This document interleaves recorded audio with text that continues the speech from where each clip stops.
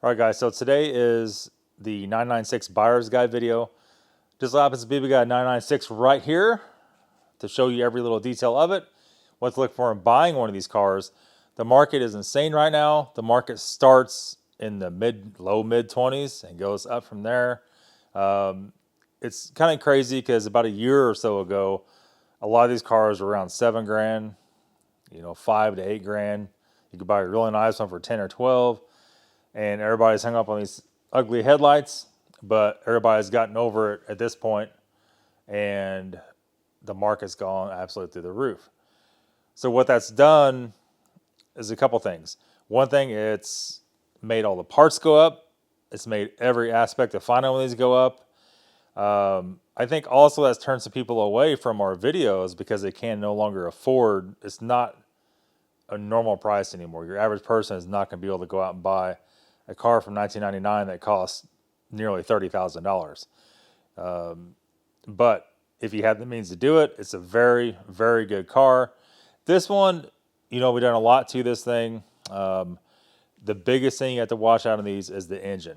If nobody's maintained it, it could be a very expensive engine to, one, buy, to two, repair, and to do anything to. Most of these you're going to see that are, if you can find one that's broken, it's going to have one of three problems. It's going to have IMS bearing failure, which is going to send shrapnel all to the engine and destroy the engine. Two, it's going to have bore score issues, which is where the cylinders scrape the bores and gouge the bores and cause it to smoke or knock, and if you keep running, eventually blow up. And three, it's going to have oil in the coolant, which is what we have with this one. Now that could be either cracked head, it can be oil cooler, or it can be the PCV or the air oil separator, as they call it from Porsche. It could be one of the three things. Problem is, it's very difficult to figure out which one of those things it is unless you take the engine out and take it apart. Then you need timing tools, then you need all the gaskets, then you got to have a big shop, you got to have all the stuff, you got to have the lift, you got to have all the hydraulic cart, on and on and on. So be warned of that. The same goes for a 986 Boxster too. It's virtually the same engine, especially a Boxster S is the same engine. A standard Boxster is a very similar engine, 2.7 liter, that uses all the same coolant lines, all the same stuff. So I think just on the coolant lines only, there was 28 coolant lines in this car. There was about $1,000 worth of hoses, just in hoses.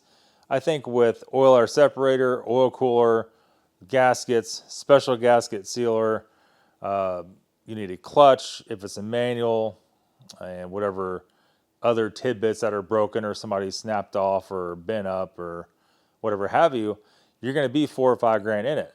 So on 996, you kind of justify doing that. It's a big enough money car, but a 986 Boxster, you cannot justify doing that. And what's kind of weird on those cars, they started off a year or so ago, they were like $3 grand, $3,500, $5 grand for a nice one. And now you're seeing people asking 15 and 20 for those cars, and they all have problems. Just how bad of problems do they have? You just don't know. Do they need the control arms? Do they need tires? Do they need this? Do they need that? How's the interior? And a lot of it is when you go to resell something, as we found out in the past, it's not always as easy to resell something as to buy it. In fact, it's really very so much a pain in the butt to resell stuff because everybody's picky. And then when you think the market's crazy high, it might look like it's high, but when you actually go to sell your car, you might find out the market's very different and is not correct at all. So there is that situation. Beware of that. The headlights, if you want to change the headlights on this car to anything else, they're $1,000 plus, anywhere from $2,000 to $3,000. Depends on what you want. If you want to do retrofit this, retrofit that, console deletes $1,000 now. It used to be $200, and on and on and on. If you need paint work, it doesn't make sense quickly. So we're seeing broken ones.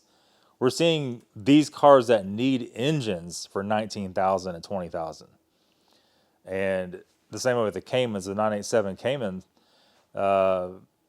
16, 17, 18 grand for broken ones that need an engine that costs 15 grand. So the market's insane. if you can snag one, you know, it's definitely a very good driving car. It can be very reliable if looked after correctly, more reliable than a lot of the other stuff out there. And so that's why I decided to buy a few of these. You know, I like these cars, I always have, and I've had older 911s before in the 70s and 80s and early 90s.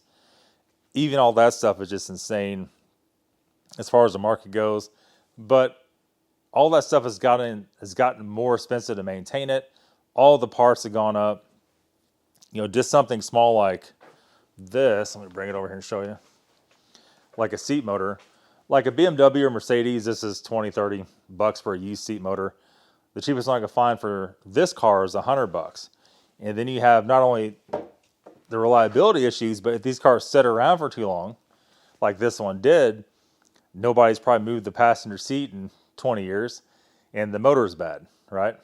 So you got to look after not only a standpoint of maintenance as far as miles go, but also the issue of how old of age causing stuff to go bad. You get a lot of age on plastic or rubber engine parts, you have to replace it. Stuff gets dry rotted, stuff gets old and brittle, interior pieces get old and brittle, on and on and on. However, if you can find one that's looked after correctly, if you can find one that's been garage kept, is the key to this.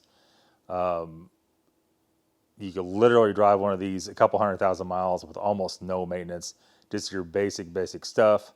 And if you find one that's mistreated, you'll see it needing everything at 30,000 miles, right?